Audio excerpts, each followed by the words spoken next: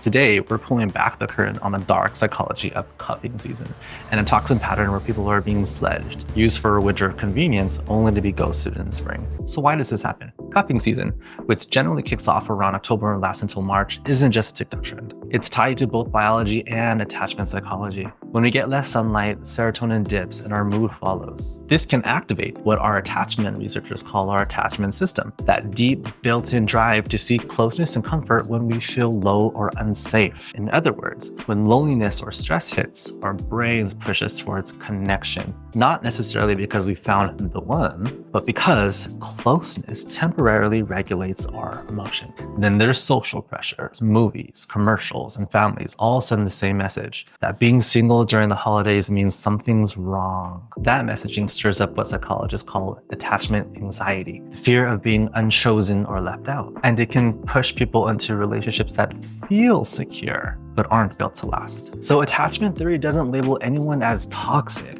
It helps us understand how different people protect themselves emotionally and why some patterns get triggered when the world outside feels darker and lonelier. I always like to call these our interpersonal coping patterns. And when those patterns collide, you get sledging, a perfect storm of short-term comfort and long-term emotional fallout. Sledging is a new name for an old game, keeping a relationship going during the winter with no intention of it lasting beyond it. The avoidant partner gets comfort without commitment, the anxious partner gets temporary closeness until spring hits and the disconnect begins. So if you think you're being sledged, or you're feeling that familiar pool of winter loneliness, the goal isn't to shut down your need for connection, it's to relate differently to it. Therapy, self-awareness, and emotionally direct communication are your best defenses against seasonal relationships that leave you feeling used or confused. The goal isn't to stop wanting connection, it's to pursue it from a place of security, not scarcity. Cuffing season taps into something deeply human, our need for connection when the world feels colder and darker.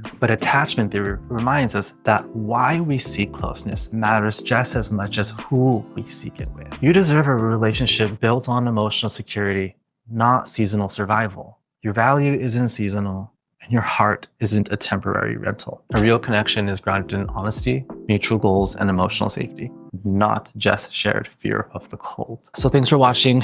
If this video resonated with you, let us know. It'd be really neat to hear about any of your experiences in the comments, just to let everyone know that this happens to everyone. You're not in this alone. Thanks, and stay tuned to see what we are featuring next.